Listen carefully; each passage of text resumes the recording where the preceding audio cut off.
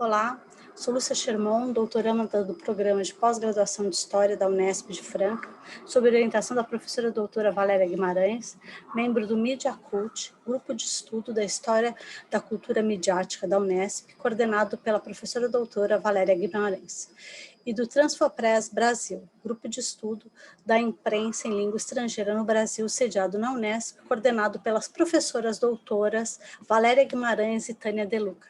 Está vinculado à rede internacional Transfopress, Transnational Network for the Study of Foreign Language Press, coordenado pela professora doutora Jana Cooper-Richer, do Centre d'Histoire Culturelle et Société Contemporaine da Universidade de Versalhes, na França. Essa apresentação é um recorte da análise dos mediadores da revista que é meu objeto de estudo no doutorado em andamento, a revista Onde Vamos, publicada entre os anos de 1943 a 1977, na cidade do Rio de Janeiro. Farei uma apresentação dos primeiros diretores e do redator-chefe da revista. Acredito que esses sejam importantes mediadores entre a comunidade judaica brasileira e a comunidade brasileira mais ampla. Será realizado também uma análise da Agência Judaica Telegráfica, uma agência internacional de informações e suas relações com os mediadores da revista. Divido a revista em 3 fases, bastante centrada na atuação de um dos mediadores que será abordado nessa apresentação. A primeira fase, de busca pela consolidação, que vai de 1943 a 52, e corresponde ao início da publicação destinada à comunidade judaica e até quando o Aaron Neumann assume formalmente o cargo de redator-chefe. Segunda fase é o período de maior prestígio e influência da revista, que vai de 1952 a 1973, que corresponde quando o Aaron Neumann assume o cargo de redator-chefe, até o falecimento dele, né? O terceiro período é a fase final, que vai de 1973 a 1977, é justamente o falecimento do redator-chefe, Aaron Neumann, e quando a revista deixa de existir, né, deixa de ser publicada. A revista Onde Vamos surgiu em 1941, desvinculada de qualquer comunidade, como um suplemento de turismo. No mesmo ano, um despacho do Departamento de Imprensa e Propaganda, o DIP, proibiu a edição de jornais e revistas em língua estrangeira no país, e o governo não concede alvará de licença nem para periódicos em português, com a intenção de impedir a publicação de novos impressos. Em 1943, Sabbatai Karakuchansky, argentino, teve uma intensa atuação na imprensa Yiddish carioca. Ele foi redator do Dos Yiddish Wochenblatt, redator adjunto do Brazilian Yiddish Press. Ele foi redator de sessões, articulista e financiador do Yiddish Volkszeitung. Ele foi membro ativo do movimento sionista revisionista no Brasil. Esse movimento ele foi fundado em Israel por Vladimir Jabotinsky, que se retirou da Organização Sionista Mundial na década de 20, pois acreditava que apenas pela força e não pela negociação o Estado judeu se tornaria a realidade. Tal corrente era uma das principais oposições ao sionismo trabalhista e o sionismo socialista. Isidoro Weissmann era advogado e que, além de proprietário, foi representante da sucursal São Paulo da revista no ano de 1944, de março a maio, né? O Ladislau Vinhais, ele é advogado, jornalista, foi escrivão, funcionário do Ministério da Justiça e era brasileiro nato, né? Na política, ele participou da criação da Aliança Social Democrata como partido e foi candidato a deputado federal pelo Partido Agrário Nacional. Em 1945, não foi eleito, né? Como jornalista, ele trabalhou no Correio da Noite, no Diário Carioca, no Imparcial e na agência Havas. Os 3 compraram a revista Onde Vamos e a transformaram numa revista direcionada à comunidade judaica.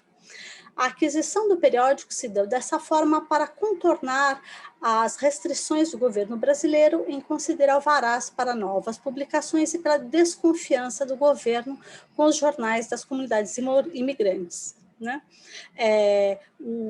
no contrato estava o nome do Isidoro Weissmann, do Ladislau, mas quem era proprietária era a esposa do Sabbatai Karakuchansky, era a Bela Karakuchansky, mas quem atuava na revista de uma maneira expressiva era o Sabbatai, né? Dessa forma, só constava o nome do Ladislau Vinhais como diretor da revista. No entanto, pouco mais de um ano de existência, surge um novo diretor, o Leão Padilha, que permanece no cargo por 29 anos, né? O José Leão Padilha, ele era advogado e jornalista. Ele ocupou cargos de importância em vários jornais cariocas.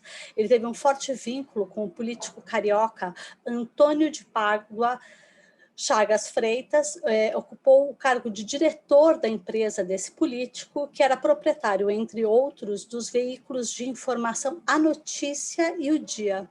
José Padilha foi concomitantemente diretor da Onde Vamos e secretário de redação de A Notícia e depois o Dia. Segundo Ronald Fuchs, que foi o último diretor da revista, ele foi diretor da revista de 1974 a 77, ele nos relata que a aproximação do Padilha com a comunidade judaica se deve ao seu trabalho de advogado, né, auxiliando nos processos de naturalização de estrangeiros. Dessa forma, podemos observar a construção e criação dessa rede local baseada num cruzamento de interesses legais, comerciais e afetivos, com o advogado envolvido nos processos de naturalização dos imigrantes, seu vínculo com empresas jornalísticas que se articulavam e se fortaleciam mutuamente, e que tinham também vínculos profundos com a política, pois eram veículos de divulgação do político carioca Chagas Freitas. Padilha foi membro atuante do Comitê Cristão Brasileiro Pró-Palestina, que foi criado em 1946. O comitê apoiava a criação de um Estado judeu na Palestina. É somente em 52 que consta o nome de Aaron Neumann como redator-chefe, juntamente com o nome do diretor Leão Padilha. Essa foi uma parceria de sucesso que durou 21 anos e só terminou com o falecimento do Neumann em 73. O Aaron Neumann, ele nasceu em Kempen, uma cidade pequena no norte da Alemanha. Ele era de uma família ortodoxa vinculada ao movimento Agudá Israel, que combatia o sionismo e o judaísmo reformista.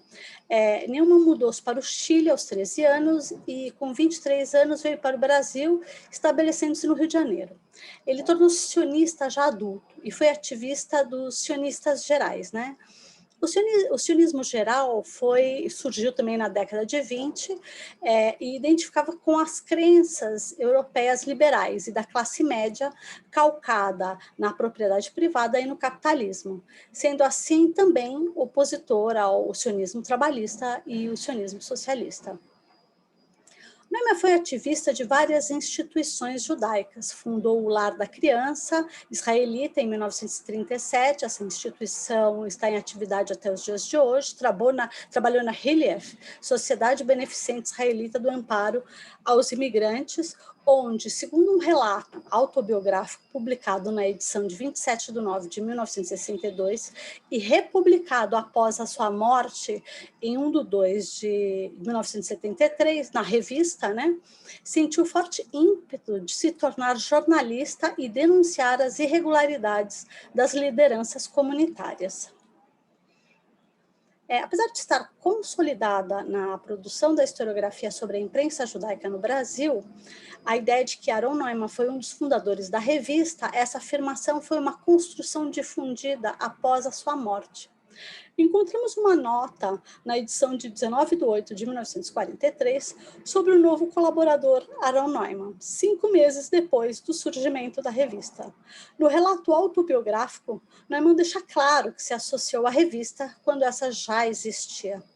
No entanto, a primeira edição do ano de 1974 consta como fundador da revista e assim permanece até 1977, quando a revista deixa de ser publicada, né? Aaron Neumann é dono de uma personalidade intempestiva. Ao longo de sua trajetória, teve mais inimigos do que amigos e foi o provável motivo da maioria dos afastamentos da revista.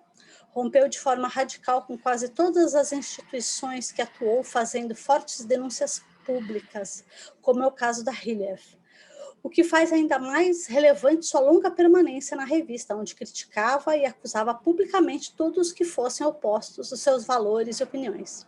Mas publicava as vozes oponentes e abriu o debate nas páginas da revista. Ele não foi o fundador, mas teve grande protagonismo e deixou sua marca, né? Em função dessa tendência de não harmonizar com as lideranças comunitárias judaicas locais, nacionais e internacionais, na edição de 24 de 8 de 1950, acrescentou o título da revista, o subtítulo em português e hebraico na capa, Semanário Judaico Independente do Brasil.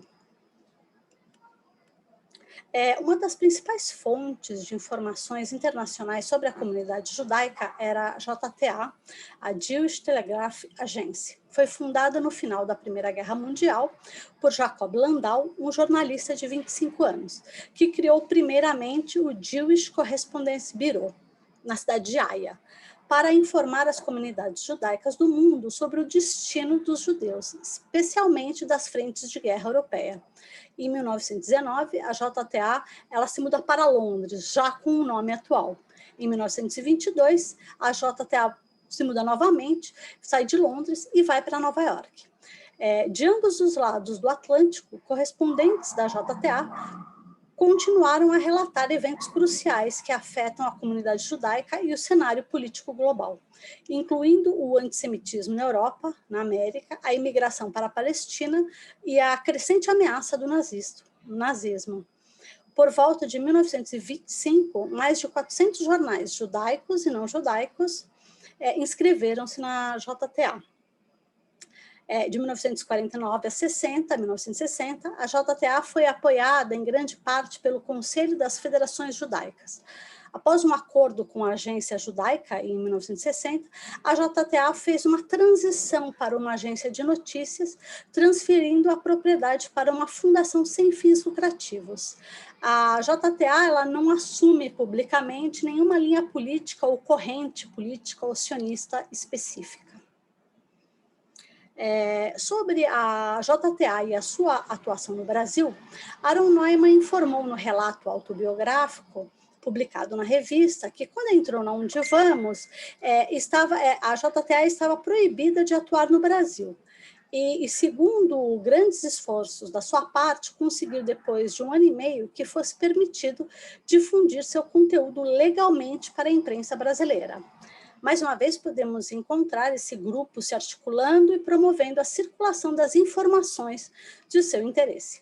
A hipótese é que, durante o Estado Novo, a JTA estava proibida no Brasil, mas, com o final da Segunda Guerra e o Estado Novo, houve um esforço para a difusão de suas notícias no país, né?